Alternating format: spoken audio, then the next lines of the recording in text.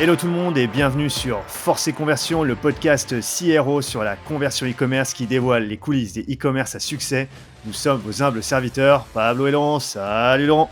Salut Oh Pab! là là, il est magnifique celui-là. Bravo Laurent, franchement, à chaque fois c'est crescendo, j'adore. Alors aujourd'hui, nous avons le plaisir d'accueillir une experte en SEO stratégique et technique qui a su se démarquer par son parcours riche et varié. Originaire de Colombie, elle a d'abord fait ses armes chez des entreprises prestigieuses comme BVA, la Société Générale et Carrefour. C'est chez Carrefour qu'elle a lancé le site d'une filiale de A à Z, atteignant 150 000 visiteurs mensuels dès la première année et doublant ce chiffre l'année suivante.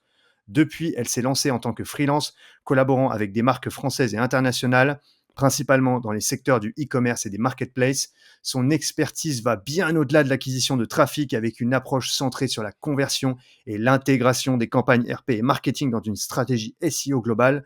Nous avons hâte de plonger dans ses conseils avisés et de découvrir son approche unique du SEO. Bienvenue sur le podcast, Adriana. Merci beaucoup, merci pour cette description et merci pour l'invitation. Bah, c'est un plaisir pour moi de participer à votre podcast et bah, j'adore parler du SEO et je pense qu'on va bien s'amuser aujourd'hui à décortiquer tout ça.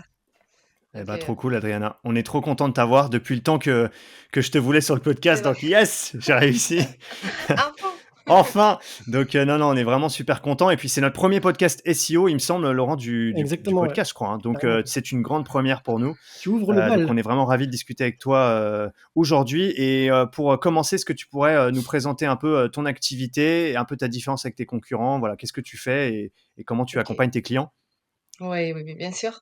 Bon, bah, moi, ça fait 8 ans que j'ai fait du SEO et j'ai découvert cette passion, bah, il y a quelques années, quand j'ai travaillé chez Carrefour et c'est vrai que je suis restée là-dedans et maintenant, bah, je suis consultante SEO. Ce qui va un peu me différencier de mes concurrents, enfin, je pense, c'est surtout, bah, le fait que je travaille un peu sur mesure. En fait, chaque marque a son ADN et c'est ça tout et du coup, j'essaye de travailler, bah, toutes les stratégies différemment. Mhm. Je mets vachement, bah, des créativités. C'est ça un peu aussi ma différence, c'est que, bah, j'essaye d'appliquer différents types de tactiques en fonction, de ce que la marche cherche vraiment. Donc j'évite, de faire du SEO à la chaîne. L'idée, c'est vraiment, heu, de trouver la bonne stratégie pour, chaque entreprise. Donc beaucoup de personnes dans ces milieux-là, bah, cherchent à se contenter de booster le trafic, de ramener énormément de trafic, même si c'est sur des requêtes informationnelles. Et Mhm. moi, pour moi, les plus importants, c'est vraiment aller sur les conversions, et surtout, bah, être aligné avec l'identité de la marque. Enfin, c'est ce qui, pour moi, est le plus important. Et c'est pour ça que dans mes process, bah, toujours, il y a bah, une charte éditoriale qui est travaillée. On va aller vraiment regarder quels sont les mots-clés qui vont générer des ventes à mes clients, quoi. Enfin, c'est vraiment ça qu'on cherche. Et puis, si tu veux, un peu, enfin, un exemple concret de ce qu'on pourrait faire en SEO un peu différenciant, c'est pour une marque avec laquelle j'ai travaillé il y a quelques années. C'est une marque de vêtements pour femmes. On a créé, enfin, au lieu de créer du contenu pour des articles classiques, enfin, Mhm. tendance de mode, on a créé un calculateur de morphologie, euh, un calculateur pour dire à la personne qui a rajouté ces données, bah, quelle est la silhouette, enfin, sa silhouette et quels sont les vêtements qui les correspondent le mieux. Donc, l'idée, c'était vraiment trouver les vrais besoins clients parce que déjà, il avait une problématique des transfos sur les sites et du coup, de comprendre comment on pouvait l'aider à se décider pour les vêtements. Et ensuite, bah, vraiment, on est allé viser bah, une requête qui était recherchée plus de 10 000 fois par mois, ce qui était hyper intéressant parce que bah, on apportait de la valeur ajoutée à notre client, enfin à nos clients. Mhm. On a, on a eu, bah, on s'est positionné sur une requête qui était vachement recherchée, donc on a eu des visiteurs qualifiés. Et ensuite, bah, on a eu des backlinks naturels qui sont arrivés facilement via des médias connus et dans les secteurs, ce qui a augmenté notre autorité. Donc ça a été, ça a été un succès. Donc c'est ça les genres d'approche avec lesquels je travaille. Voilà.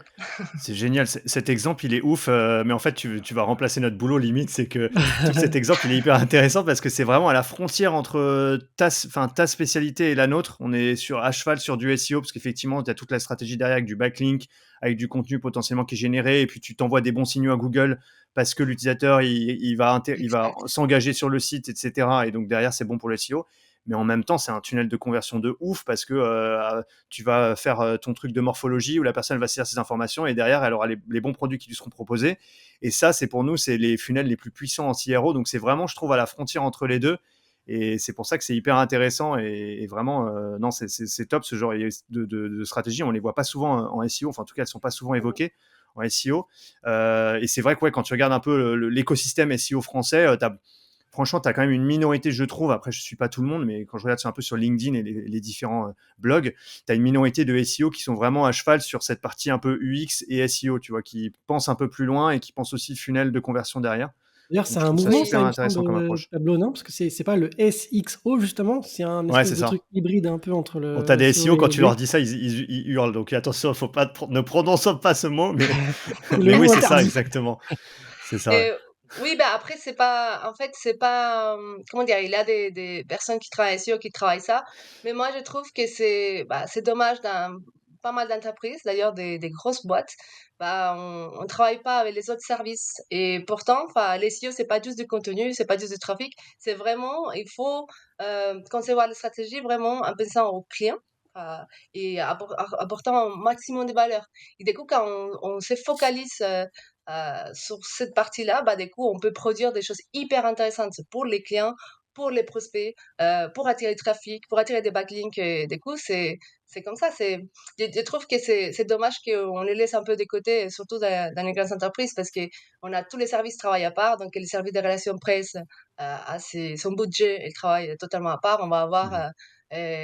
les services UX à part, Ouais, c'est SEO à ça. part. C'est dommage. Mais oui, il a des choses à faire, quoi. C'est clair. Il a des choses à faire. OK, super intéressant.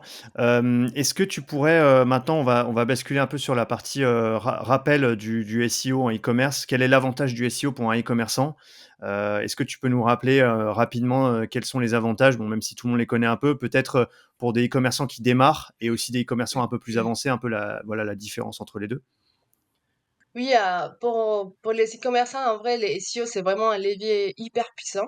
Enfin, peut-être qu'au début, on s'attend à avoir des résultats de dingue, mais les choses, c'est plutôt bien travailler, parce qu'on peut avoir des résultats sur 3 mois, mais il faut vraiment euh, travailler les bonnes requêtes, parce que Ouais.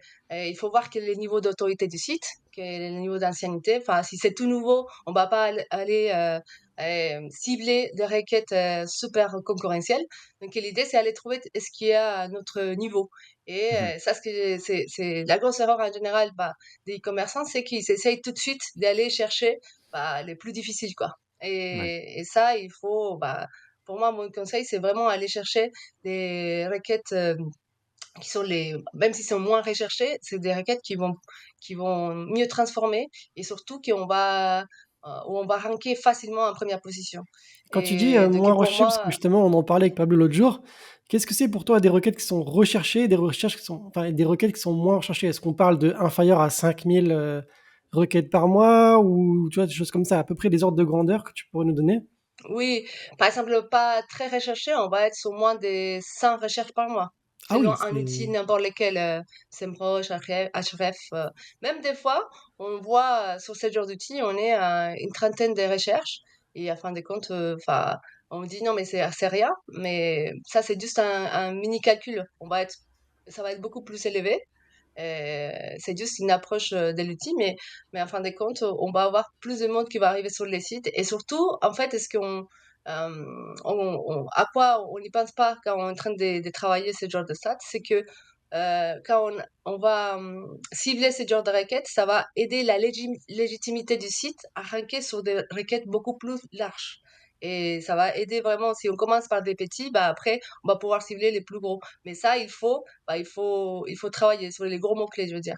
Donc, D'accord. Ok, il faut y intéressant. aller doucement, il faut être patient.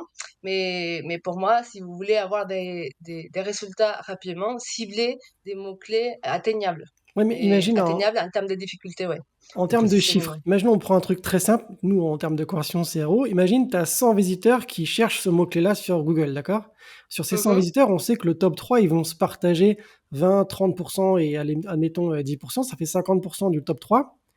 Bah, sur les 50% des 100, imagine que tu es dans la position, dans le top 3, on va dire tu es en deuxième position, tu prends 20% des 100 requêtes qui sont faites sur le mois, donc tu as 20 visiteurs qui vont cliquer et qui vont venir sur ton site. Sur ces 20 visiteurs, admettons, tu en convertis 2%, c'est-à-dire que tu n'as même pas une personne qui va acheter sur les 20 visiteurs. Donc, quel est l'intérêt d'aller chercher des mots-clés qui sont si peu recherchés, puisque tu sais que tu ne pourras pas convertir sur ce mot-clé-là, parce que tu n'as pas suffisamment de matière, quoi.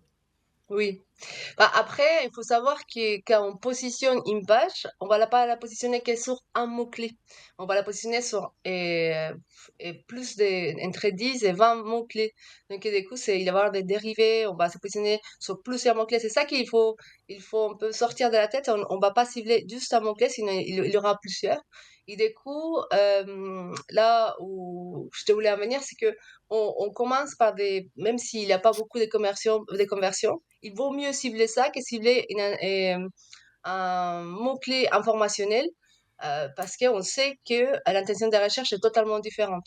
Donc, pour moi, il faut aussi penser les SEO plutôt à 6 mois, un an, parce que c'est cette construction-là qu'on est en train de faire avec des cocons sémantiques. Bah, on n'a pas encore parlé, mais je veux dire, c'est l'univers qu'on crée pour Google pour qu'ils comprennent à quoi ça sert les sites, qu'est-ce qu'on peut acheter sur les sites, et qu'ils puissent bien les classer dans la bibliothèque, les énormes bibliothèques qu'il a indexées. C'est ça surtout, c'est un process. C'est vrai que tout de suite, tu vas pas avoir direct énormément de ventes, mais l'idée, c'est vraiment construire une stratégie solide et qui va générer des ventes facilement d'ici un an ou 2 ans. D'accord, en C'est fait, pour c'est ça plus que pour éduquer Google à la thématique de ton site que, en tout exact. cas, être rentable à court terme, quoi. C'est plus, Oui, bah, OK. en SEO, bah, c'est comme ça, c'est pour ça que c'est assez complémentaire, mais pendant qu'on travaille la pub, bah, il faut aussi travailler les SEO pour que bah, ça dépend aussi combien tu investis, parce qu'après, tu vois, il y a de nouveaux sites qui ont décidé que les leviers, un bon levier pour eux, c'était vraiment les SEO, donc ils vont investir énormément en backlink. Donc là, on va augmenter l'autorité rapidement et on va pouvoir ranker. Donc, en fait, ça dépend de nos priorités, mais pour commencer, du coup, comme on disait, pour les business, les petits business et e-commerce, bah, du coup, je recommande quand même de commencer le plus rapidement possible et commencer à créer du contenu, à soigner les, les, hum, les fiches produits, les pages catégories dès le début, quoi. Et Bah, juste un truc, justement, attends, on va ouais, juste terminer vas-y. sur ce sujet-là. Juste à l'instant, tu disais que le côté informationnel, tu n'étais pas forcément OK pour miser sur ça dès le début. En revanche, nous, avec l'autre jour, avec Pablo, on se posait la question, qu'est-ce que c'est le bon ratio entre les requêtes transactionnelles, donc qui vont amener de la conversion à court terme, et des requêtes informationnelles qui, elles, ça va être de la capture de lead et autres, pour essayer de les convertir dans des tunnels un peu plus tièdes par la suite, en emailing ou autre. Mhm. Qu'est-ce que c'est le bon équilibre? Ou peut-être que cet équilibre évolue aussi avec le temps. Au début, on va être plutôt 80-20 de conversion, etc. Et par le temps, ça va s'équilibrer 50-50, 60-40, j'en sais rien. Comment ça, Mhm. tu gères, toi, durant les différentes phases de progression d'un e-commerce? Ça, c'est un sujet intéressant aussi.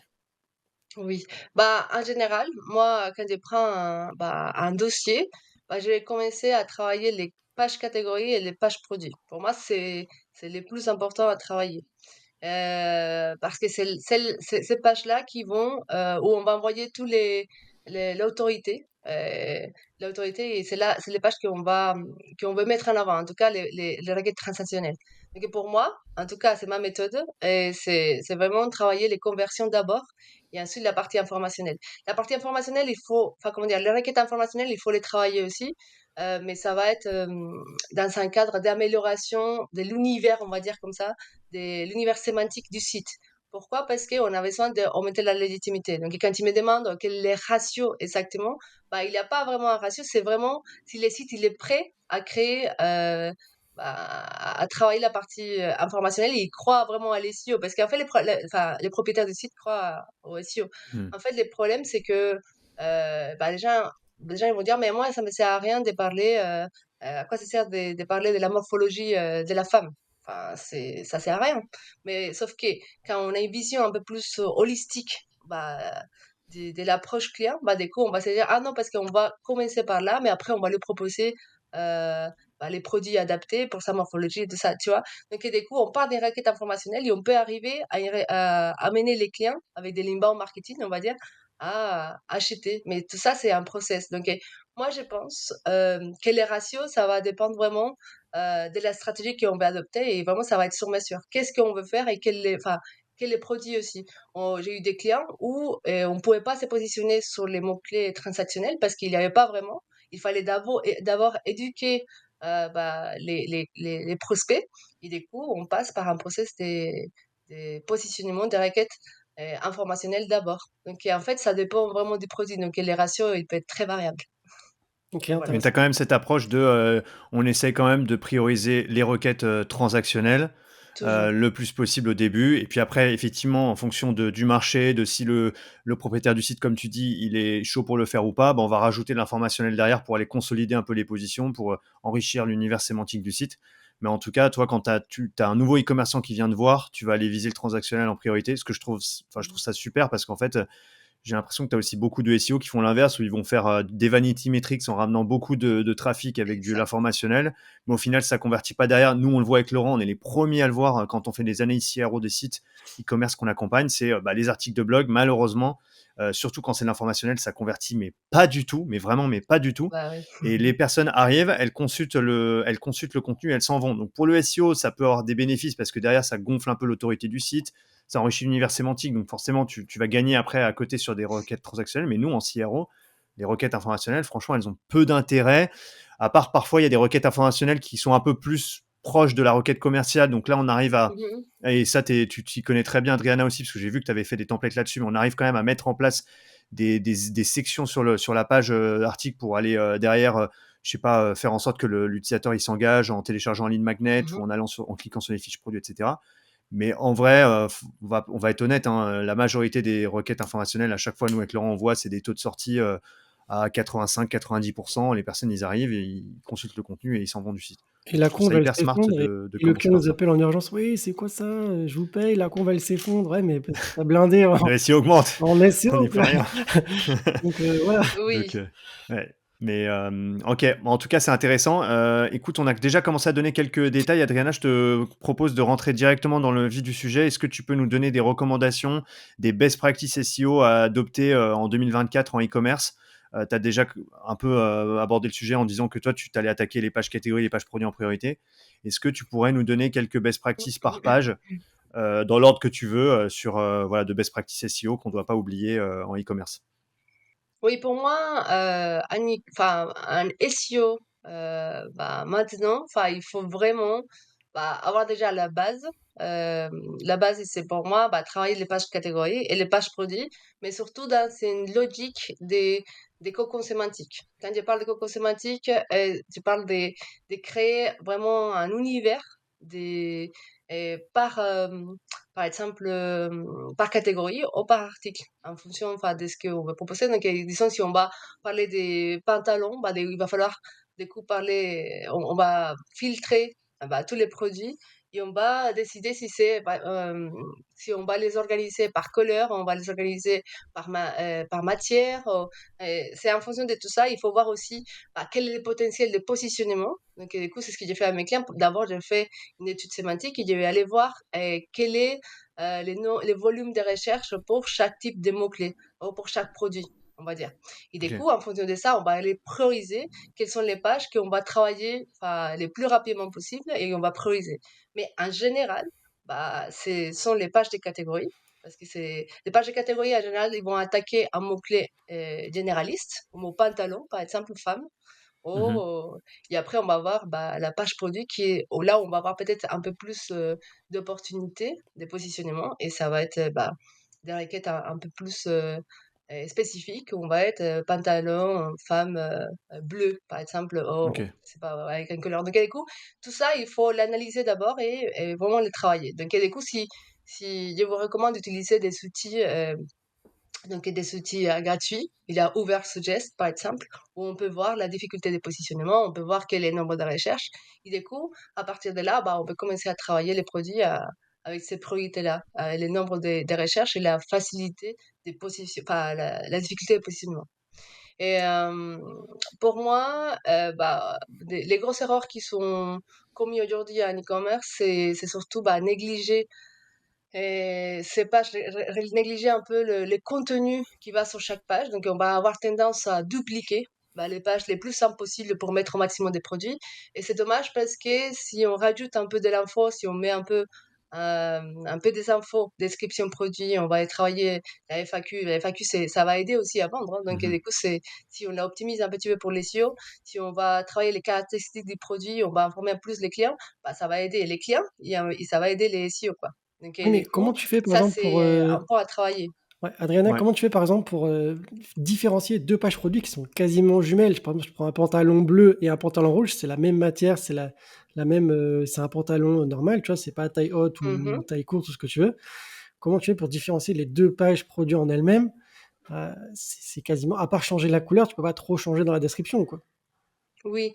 Bah, dans ces cas-là, bah, ce qu'il faut faire, c'est travailler la valise canonique. Donc, du coup, qu'est-ce que c'est?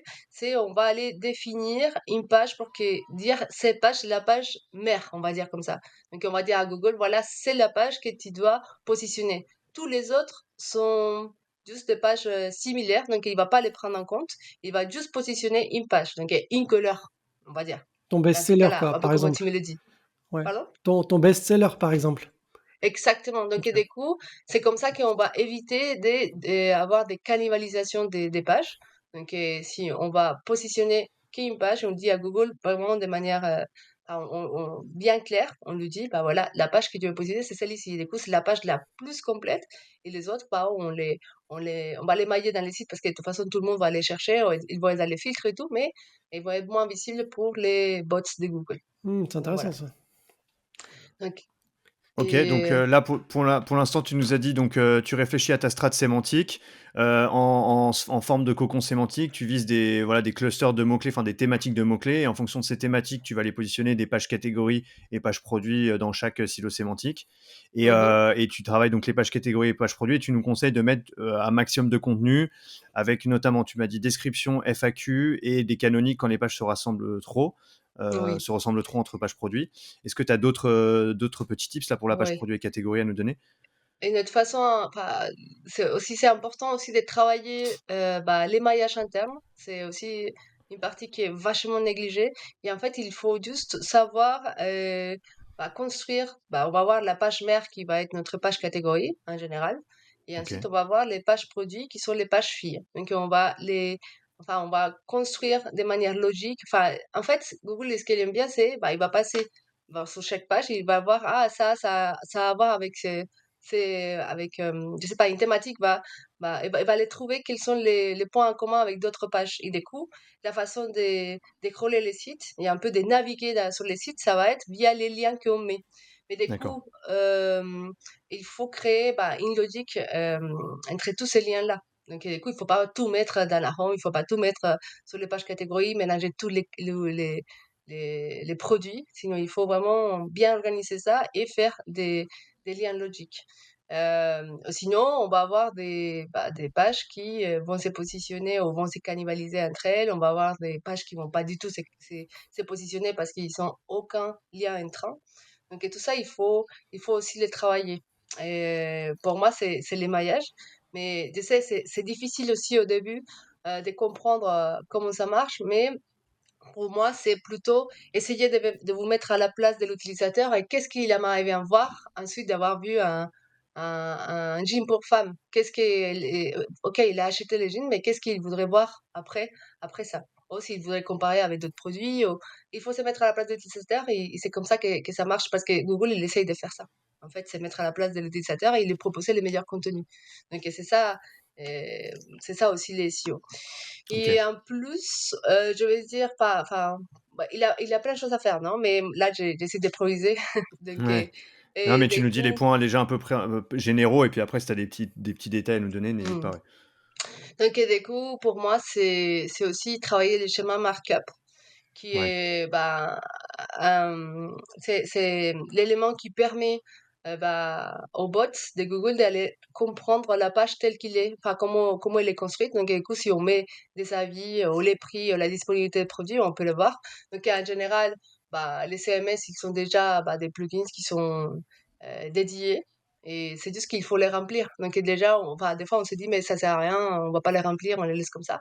Mais on se rend pas compte de l'importance que Google a lu. Enfin, c'est en plus du contenu, en plus de l'autorité qui peut avoir la page, c'est aussi intéressant de travailler ces genres de balises parce que ça va permettre à Google de mieux lire la page, mieux la structurer et mieux la positionner, en tout cas.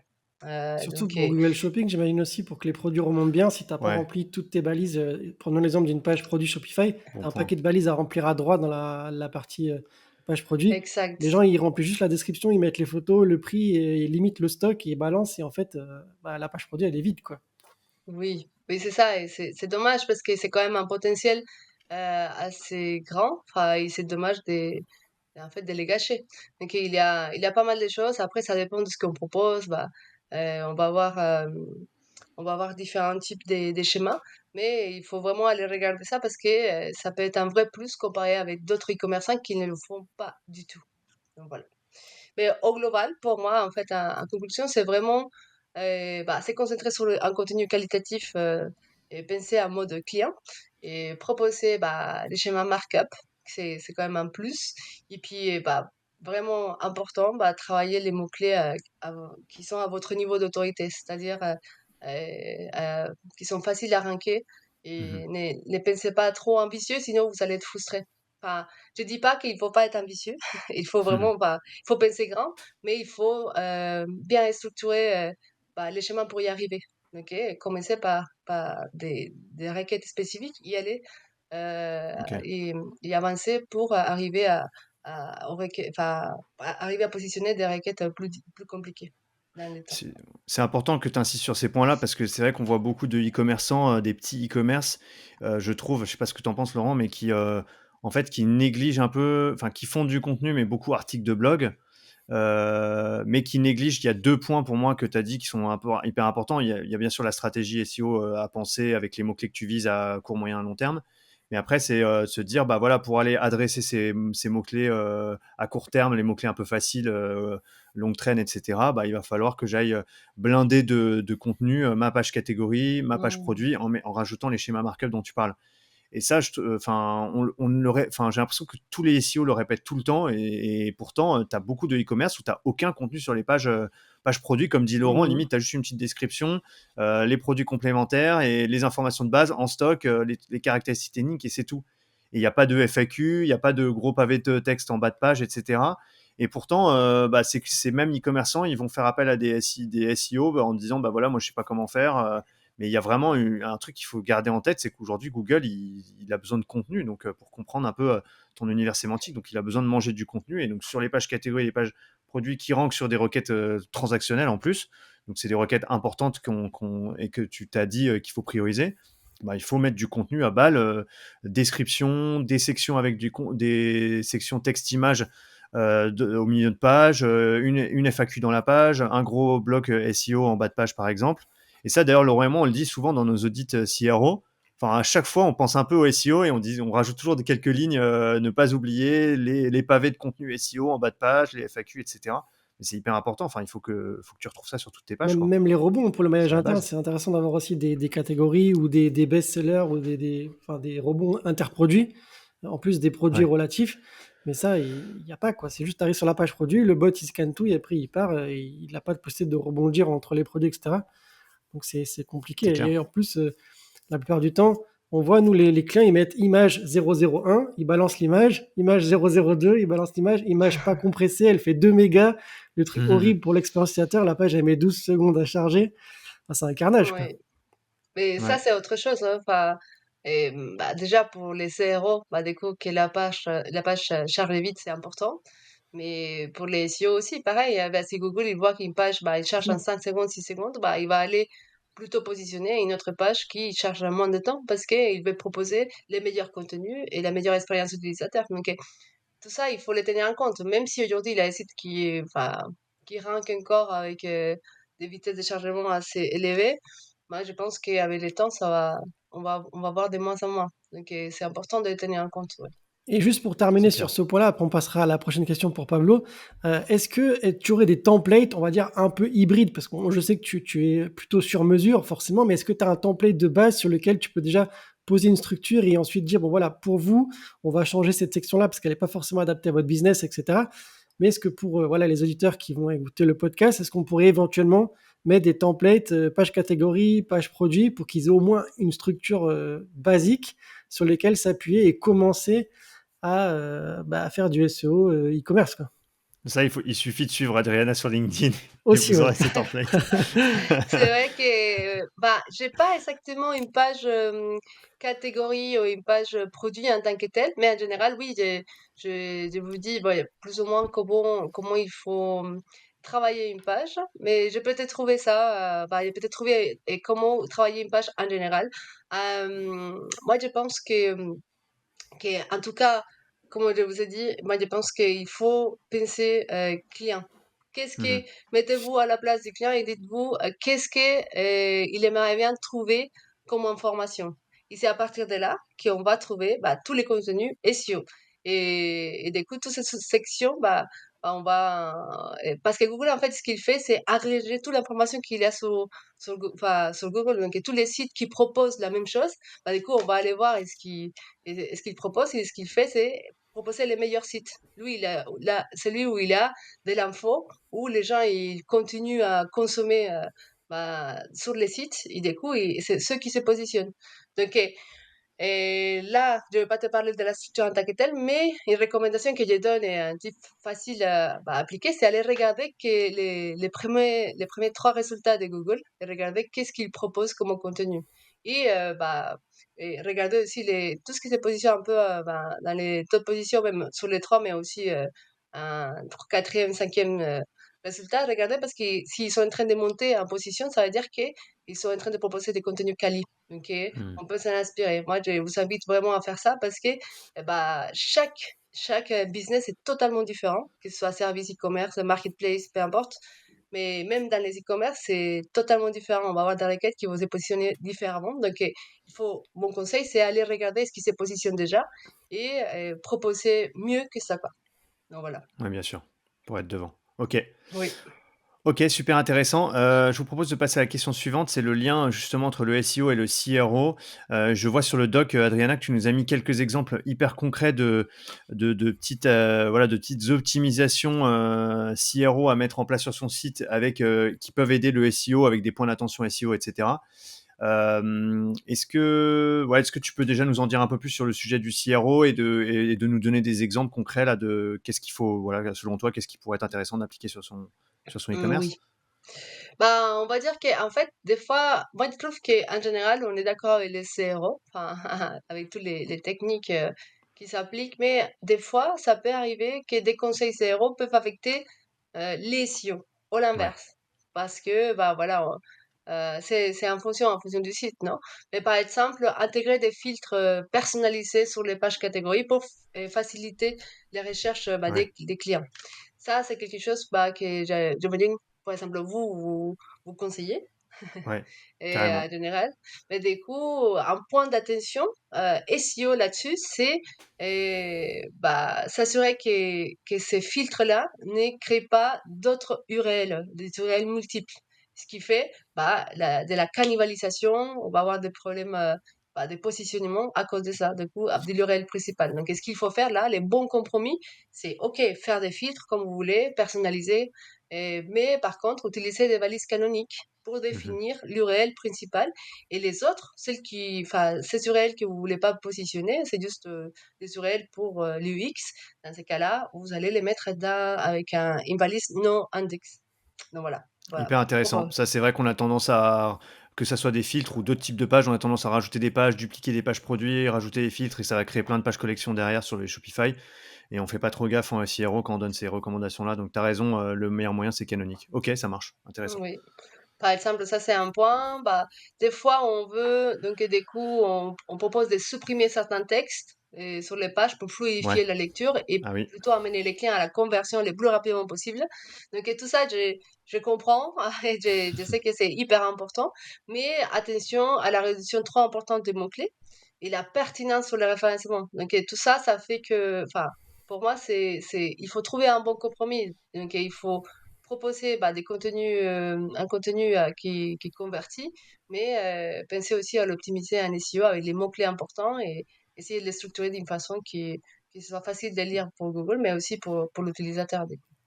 Il y a toujours Donc, des et ça, compromis sur ce point-là en CRO où du coup on peut décaler le texte un peu plus bas dans la page. Alors pas trop bas pour pas que non plus que ça soit plus loin pour Google, mais ou alors on met des volets déroulants, tu sais, avec un voir plus et quand tu cliques sur voir plus, hmm. la section qui s'ouvre avec le texte qui apparaît. Il y a des moyens quand même aussi ou des menus accordéons. Enfin, il y a quand même des moyens de planquer un peu du texte dans la page sans que ça gêne la navigation. Donc là-dessus on se retrouve. Ouais. C'est vrai, mais aussi un autre point d'attention, finalement, comme tu dis là, par exemple, à cacher un peu les contenus. Ouais. Attention aussi au code, parce qu'il y a Ah certains oui. codes qui sont pas lus par Google, donc on va avoir, enfin, qui sont pas lus, non, c'est pas qu'ils sont pas lus, c'est juste que et Google a plus du mal à lire. Donc, et du coup, par exemple, quand il va passer sur un site, un bot, il va passer une première fois, donc tout ce qui est contenu HTML, bah, il va bien les lire. Mais après, tout ce qu'il faut, où il faut charger plus, aller charger plus d'éléments, bah, il va les faire sur la deuxième, troisième fois. Et ça va jusqu'à 5 vagues des bots quand ils vont passer sur les sites pour essayer de comprendre vraiment les sites.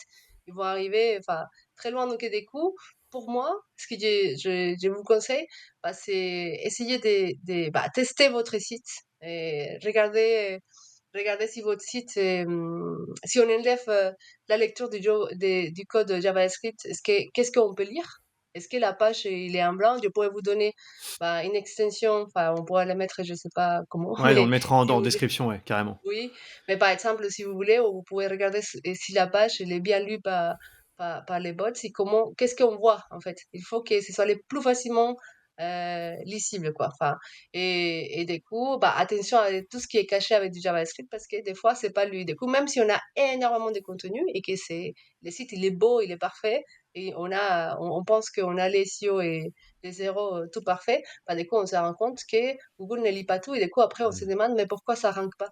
Et c'est juste que Google ne voit pas tous les contenus. Donc, D'accord, Sinon, attention à intéressant. ça sinon, ce aussi. qu'on fait, Pablo, c'est qu'on ouvre tous les textes. Dès que le bot il est passé, c'est bon, fermez tout, il est passé là. C'est bon, planquez tout maintenant.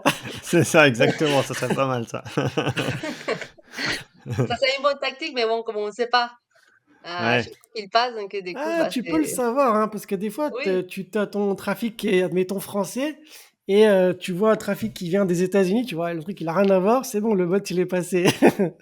oui, bah, tu peux, mais en fait, tu sais, il a des lectures tous les 2, 3 jours. Hein. Donc, Ah du ouais, non, ça va coup, être chiant, planquer tous les 3 jours le texte.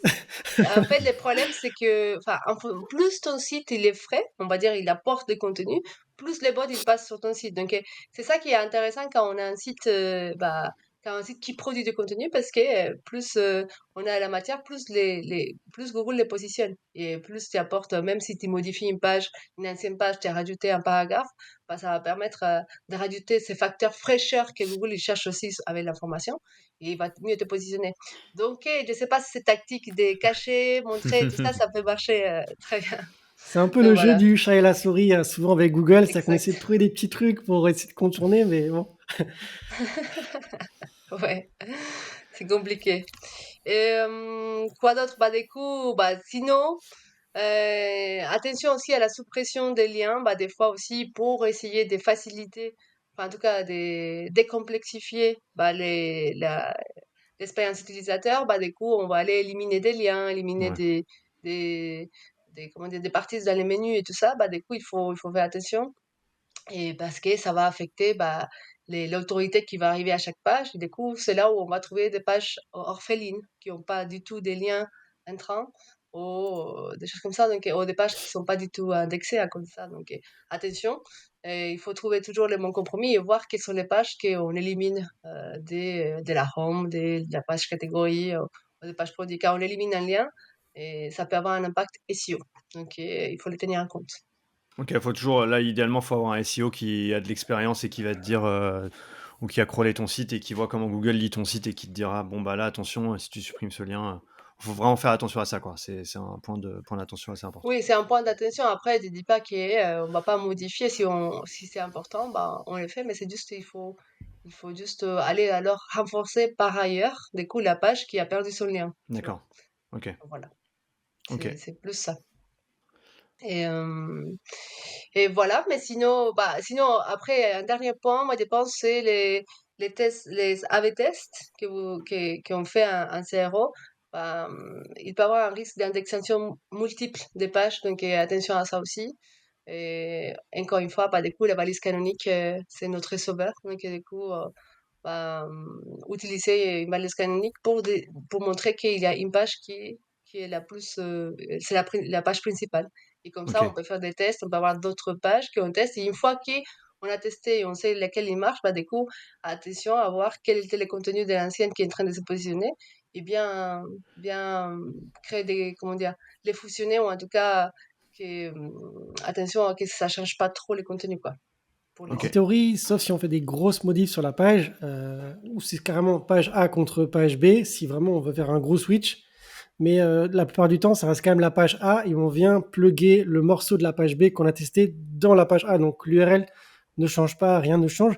C'est juste le refresh de la page, comme tu disais tout à l'heure, où le bot va revenir, il va dire OK, là j'ai vu qu'il y a une modif qui a été mise en place, quoi. Oui, exact. Mais attention, c'est juste à la réduction des contenus, au changement si on a peut-être, je sais pas, changer aussi les codes et voir quel est l'impact de ça. Des fois, on change sans penser, sans réfléchir. Après, on se dit, ah, mais c'est quoi qui a fait cette baisse? Parce qu'en général, on voit une chute des trafics. On se dit, mais qu'est-ce qui s'est passé là? Donc voilà. Donc il vaut mieux faire attention avec ce genre de changement. OK. C'est clair. C'est clair.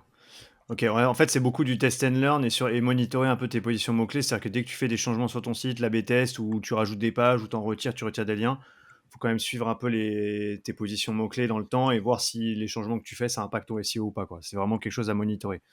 Exact. Ok. Exactement. Ok, ok. Est-ce que tu aurais, Adriana, pour nous des petites. J'ai vu que tu nous as fait une liste aussi de petites optimisations de conversion, enfin optimiser de la conversion du SEO notamment, donc tout ce qu'on dit depuis le début, le lien entre vraiment le SEO et l'expérience d'utilisateur. Est-ce que tu aurais des petits tips à nous partager sur voilà, que tu voudrais nous montrer, nous expliquer en e-commerce? Oui, après, je pense qu'en général, aujourd'hui, avec tout ce qui existe sur l'e-commerce, les e-commerçants sont assez forts pour optimiser les pages produits. Et du coup, moi, je pense que là où on a des petits problèmes, ça va être sur les pages des blogs. Ok, Et du coup, parce qu'on ne sait pas comment les optimiser, comment ramener des clients. Donc là, moi, il y a plusieurs tactiques, mettre des boutons en tête des pages, par exemple, en fonction du produit, en fonction de ce qu'on veut et en fonction de l'intention de recherche, si on peut apporter une réponse en haut des pages avec un CTA directement, ça peut le faire. Il y a des sites qui font ça et pour lesquels ça marche pas, ça marche hyper bien, pardon. d'accord. Mais une des tactiques un peu que moi j'ai vu sur certains sites e-commerce et qui marchent hyper bien, c'est les CTA images. Et du coup, c'est hyper subtil parce qu'on a une image, donc du coup on montre les produits. Et je sais pas si vous connaissez les sites Gemius. Ouais, Et c'est des bijoux. Ouais, exact. Et du coup, eux, ils font vachement ça. Donc, ils vont faire un article qui va parler, je sais pas, vague des mariages, et laquelle choisir. Ça peut être pas très commercial, ça peut être tout et n'importe quoi sur le mariage, par exemple. Et du coup, ils vont mettre des photos des vagues super belles dans les blogs, quoi. Et du coup, chaque image a un lien. Et du coup, ces liens-là renvoient vers un produit, sur les produits qu'on voit sur la photo. Et franchement, c'est une très bonne façon de gérer les taux de rebond déjà, pour que les gens ne partent pas du site. Et en plus, faire, transformer et transformer. Donc, et ça, c'est une tactique qui est super très idée. peu utilisée, qui est hyper intéressante. Et bon, après, d'autres tactiques, bah, après, c'est plus et comment savoir un peu mettre sur la page bah, des CTA, des différents CTA. Donc, ça va être des bannières latérales qui est assez utilisé, assez commun, mais des fois un peu trop intrusif. Donc, il faut savoir gérer en fonction du site. Des fois, on peut mettre juste des citations qui sont insérées dans la page, ça s'appelle des call-out. Et du coup, on va proposer un conseil, un cadeau, et du coup, ça va envoyer les gens à l'achat, mais d'une manière subtile. Ça, on les met un peu dans les textes et dans les contextes. Donc, D'accord. attention aux CTA qui sont hyper intrusifs, avec lesquels on va bombarder bah, les clients. L'idée, c'est plutôt de proposer quelque chose de subtil, mais qui donne envie d'aller acheter. Donc, et ça, c'est un de mes conseils en général, des encarts produits ou des call-out, mais assez contextualisés. D'accord. Ok. Les encarts Et produits, c'est super puissant et il y a tellement peu d'e-commerçants qui le font. C'est-à-dire qu'ils mettent juste leur blabla, des petits liens dans les textes. Ouais. Mais comme techniquement, c'est difficile pour eux d'aller inclure un bloc produit avec le CTA, découvrir ou autre, bah, ils le font pas tout simplement, quoi. oui. Et c'est dommage, parce que je pense qu'il y a des ventes à aller chercher là-dedans, quoi. Pas mal en Clairement, ouais. plus. Mm. C'est clair. Donc, oui. Et donc voilà, après, bah, comme on t'a dit, bah, tu pourras ajouter bah, tous les types des CTA. Après, les autres sont enfin, sont plus communs. Et on va avoir aussi bah, les encarts en fin des pages. On a aussi les pop-up qui sortent. Attention à les pop-up qui sortent de partout parce que franchement, ça peut créer, bah, je pense que vous connaissez très bien. Hmm. Et on va avoir un taux de rebond assez élevé si on a trop de pop-up. Donc attention, moi je pense que si on est sur une page de blog et on descend, on a terminé de lire l'article, si on nous propose un pop-up, là c'est beaucoup plus adapté. Ok, Ok. Ou un ça c'est exit, ma non? recommandation. Exit pop-up, ça marche bien aussi. De toute façon, tu sais que tu vas le perdre, donc autant lui proposer le pop-up Ouais, de dernier carrément. recours. Aussi, Ça marche bien aussi. Carrément. exact. Voilà, Ok, super. Et bah écoute, plein de bons tips. Merci beaucoup, Adriana. Bah, je vous propose de passer avec plaisir. aux dernières questions. Avant de juste peut-être les outils que tu utilises, est-ce que tu veux dire un petit mot rapide dessus sur tu nous as cité SEMrush et Ahref pour la recherche de mots-clés. Est-ce que et puis l'extension aussi dont tu nous as parlé qu'on mettra en description du podcast pour voir comment Google lit ta page en HTML et donc vérifier Hmm. qu'il arrive à bien lire tous les textes. Est-ce que tu as d'autres outils que tu voudrais recommander à l'audience? Oui, il y a un outil que moi je pense que tout le monde devrait utiliser et ça s'appelle Glimpse et c'est pour analyser les tendances de mots-clés. Parce On qu'en mettra le fait, lien. bah, Ok. tous les mots-clés, bah, un généraliste, bah, on les connaît, on sait qu'est-ce qu'ils disent, mais on ne sait pas quelles sont les tendances des fois et on les loupe. Et c'est dommage parce que il y a quand même des gens qui, enfin, il y a quelque chose qui est venu à la mode à cause d'un influenceur qui a parlé d'un sujet, ou des choses comme ça. Donc, du coup, et les premiers qui prend ces mots-là et qui fait un contenu, bah, c'est celui qui se positionne en premier. Donc, c'est hyper intéressant de voir les tendances des mots-clés. Et généralement, Glimpse, il te propose, si tu parles d'un produit, genre, comme je vous disais, si on parlait des vêtements femmes, bah, il va te proposer tous les mots-clés qui autour aussi, qui sont en train de ranker et qui sont pas connus. Donc, et ça, c'est intéressant. C'est un Toutes peu les comme tendances. Google Trend ou rien à voir? Parce que Google Trend le fait également, ça, quand tu tapes le mot-clé dans le pays, etc., Oui, tu vois toutes les tendances. en fait, on va dire que c'est les niveaux supérieurs de Google Trends parce que c'est un plugin qui va aller prendre les infos de Google Trends et après il va les travailler et proposer bah, des informations beaucoup plus concrètes. Donc D'accord. Ah, mais c'est basé sur cet t'as un outil-là, ouais. outil là-dessus qui fait ça aussi. Attends, c'est Exploding Topics. Je sais pas si tu connais. Oui, aussi. Mais ça marche vachement aux États-Unis, surtout. Ok. Et en anglais, enfin, aux États-Unis, en anglais, surtout. Mais si tu veux vraiment, vraiment pour la France, bah, je recommande Glimpse. Sinon, il y a celui-là pour la partie anglaise. Donc, du coup, c'est pas mal aussi. Donc, Ok, voilà.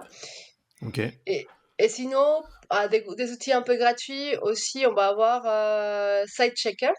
Et c'est pour voir si on page sur la page. Donc, on va voir si les H1 il est bien mis, s'il a une bonne hiérarchisation, si on va, si tous les balises sont respectées, bah, tout ça. Donc, c'est intéressant. Donc, SiteChecker, je vous recommande de télécharger ces plugins sur Google Chrome. C'est une extension, donc c'est facile et c'est gratuit. Trop bien. Ok, tu veux Voilà, nous moi je donner pense qu'on peut. un petit dernier outil, un ou deux derniers outils que t'aimes bien et que tu recommandes là si on veut booster son SEO? Bah, après, si, un dernier outil, je pense, c'est et évaluer la vitesse de chargement. Cet outil aussi, Ouais, il est gratuit, il s'appelle GTmetrix. Et du ouais, coup, il te permet de voir si ton site, combien de temps il prend à charger et quelles sont les problématiques. Qu'est-ce qui fait qu'il ne charge pas assez vite? Il va chercher les polices, je sais pas, aux États-Unis, sachant qu'on est en Europe, des choses comme ça. Donc, du coup, c'est hyper intéressant parce que ça permet vraiment de savoir quelle est la problématique et qu'est-ce qui fait que les sites ils soient lents. Donc, ok, Alors attention, parce ça, qu'avec c'est... GT Matrix, la version gratuite enfin, pour les auditeurs, c'est uniquement pour le desktop et via les États-Unis, le Canada, parce que la version payante te permet d'avoir le mobile et l'Europe, etc., quoi. ouais, en Oui, serveur, ouais, ouais. Mm. mais en fait, la version gratuite, enfin, je sais pas si on parle de la même chose. En fait, la version qu'on peut utiliser sans besoin de créer un compte. Et une fois qu'on crée un compte, on a accès à la position. Du coup, on peut venir en Europe, tu vois. D'accord, Donc, ok, du coup, il faut juste créer un compte. C'est gratuit, toujours, mais il faut créer un compte pour pouvoir avoir accès à d'autres fonctionnalités. Après, bien sûr que si on veut avoir les niveaux maximum de l'outil, enfin, il faut payer, faut mais payer. Ouais, Ok, clairement. on peut avoir quand même la localisation européenne et créer un compte. ok. Ok, ça marche. Bon à savoir en tout cas pour le sirop, c'est hyper important. Les web perfs, c'est un point central et c'est toujours un des premiers points qu'on audite et C'est le premier qu'on point, partage à nos clairement. clients. Ouais, limite le premier point, pardon, C'est je le n'osais pas le premier dire. point, hein. C'est clairement C'est ça. le Je premier. Ok, comprends. ne faites rien, juste améliorer les web perfs, on se reparle dans 2 mois. C'est bon. Exactement. Donc non, c'est clair, c'est hyper important ce point-là. Ok, bah écoutez, je vous propose de passer aux dernières questions. Est-ce que tu pourrais nous partager, est-ce que tu aurais des modèles d'inspiration pour ton SEO, voilà, si tu as de la veille à nous partager, on est assez preneur. Et bon, après, enfin, moi, je suis des personnes, enfin, surtout à l'étranger, en général, Ok. parce que je trouve qu'aux États-Unis, on est beaucoup plus à fond à tester des choses, même si ici, il y a quand même des gens à suivre. Mais moi, je suis Chris Long, par exemple, qui Ok. propose vachement des tactiques. Il teste énormément, donc franchement, c'est à suivre. Donc on le suit sur LinkedIn ou sur Twitter. Après, il a Christina Azarenko, qui propose du SEO vachement technique enfin vachement technique. Il a tous les niveaux, mais ce que je veux dire, c'est que des fois, on a tendance à négliger la technicité en SEO et on perd même si on fait vachement d'efforts sur la partie contenu, c'est dommage, on va perdre du trafic pour des petites erreurs bêtes. Donc, Mhm. et ce contenu-là, il est hyper intéressant, donc vous pouvez le suivre aussi sur LinkedIn ou Twitter. Trop Et bien. en France, sinon, je recommande aussi Thomas Meyer, aussi Je hyper vois qui c'est. intéressant. Hmm. Et il propose vachement de contenu aussi, il fait beaucoup de tests. Et Elliot Bobbier, et il est très très bien. Ok. Et on apprend beaucoup, enfin, de tous les tests qu'ils font, enfin, c'est hyper intéressant. Voilà. Trop bien. Bah, je mettrai les liens là en description de l'épisode de ces personnes-là. Trop cool. Mais en France, il y a une Est-ce certaine que Adriana aussi, Adriana Roy, si Mais mes bien souvenirs sûr, mais sont bons. Adriana, ça Yes. sera la number one, bien sûr. Il y aura son lien partout. Ça, y a pas de sujet. Génial, merci. Non, mais c'est sûr. En vrai, on dit ça en rigolant, mais ton LinkedIn, il est top. Tu partages beaucoup de valeurs régulièrement avec des super infographies. Donc, c'est super intéressant. Il y a plein de bons tips à prendre sur ton profil. Donc, on n'hésitera pas à partager Ah, ton lien. merci beaucoup. Est-ce que tu as une marque ou un e-commerçant que tu rêverais de voir passer sur le podcast? Et on essaiera d'aller le Hum, chercher. Et oui, moi je pense Catme, je sais pas si vous connaissez, mais j'ai parlé Je un crois peu pas. avec eux. Et Ouais. Catme, ils ont créé les capsules pour Nespresso, pour Ok. les capsules Nespresso un peu écologiques. Et je trouve Ah, que c'est hyper intéressant leur histoire. C'est ah des oui. jeunes qui ont commencé, des jeunes ingénieurs qui ont commencé enfin, avec l'idée. Ils ont monté ça, et ils sont super intéressants. De la persévérance et ils ont eu une croissance énorme. Et donc, je trouve c'est un cas hyper intéressant à traiter, je trouve. Donc, 4000. Ah, c'est génial. Ouais, je vois sur leur site, c'est des capsules réutilisables, c'est ça? En Oui, aluminium, enfin exact. en aluminium, ou je sais plus quel. Ok, trop bien. Bah écoute, trop stylé. On ira voir et carrément, c'est une super idée pour le podcast. Et dernière question, est-ce que si on veut te contacter, Adriana, comment on fait? Donc, bon, bah, ça va être très simple. Bah, on peut même me contacter directement sur LinkedIn. Ok, Bah, je suis assez réactive. Sinon, bah, vraiment, bah, c'est juste s'abonner. Si on cherche des conseils SEO, bah, je poste assez régulièrement, comme on vous disait tout à l'heure, bah, du coup, des infographies, des guides pratiques. Et puis, donc, et on j'essaie de traiter un maximum des problématiques et aller dans les détails. Par exemple, avec la cannibalisation, bah, du coup, il y a eu une infographie où on traitait chaque cas et du coup, ça peut être intéressant pour vous. Donc, et du coup, bah, n'hésitez pas à me suivre et ouais, j'essaierai d'apporter au maximum des contenus et d'astuces, quoi. trop cool. Je Adriana, confirme, c'est une vraie mine d'or. Ouais. tu es sur Twitter également Merci. ou uniquement LinkedIn? Pardon? Tu es sur Twitter également ou uniquement LinkedIn? Non, je suis que sur LinkedIn. Je me suis Ok. concentrée sur un canal et voilà, c'est LinkedIn. C'est C'est ce qu'on bien. dit à tous nos clients. Bon, Concentrez-vous sur un seul canal d'acquisition, maîtrisez-le bien et après vous allez étendre. exactement. On fait pareil un Exact. peu en CRO, concentre-toi sur une page, la page la plus importante du shop, et puis après on passe à la suivante, etc. Oui, je me suis dit, Focus. enfin, à un moment donné, j'y allais un peu sur Insta. Je suis déjà fait un peu d'Insta, mais franchement, et YouTube, mais ça prend tellement de temps et je me suis dit, il faut que je me concentre sur un levier Ouais, d'acquisition et je suis allée à fond sur LinkedIn et franchement, ça a marché très bien pour moi. Donc, et du coup, voilà, sur LinkedIn, continue. mais peut-être un jour sur d'autres plateformes. Bon, bah, trop cool, Adriana. Bah, écoute, merci mille fois d'être passé sur le podcast. C'était hyper intéressant. On a eu plein de tips, plein d'explications sur le SEO, et je pense qu'on se Merci refera à un vous, petit épisode peut-être l'année prochaine, dans un an. Mais en tout cas, merci beaucoup, Adriana. carrément. C'était super cool, et merci à Laurent aussi, notre cher magicien du CRO. Et on se voit bientôt, les amis, pour un prochain épisode. Allez, salut tout le monde. À bientôt. Salut tout le monde, ciao Merci. ciao! Salut, Bye. ciao.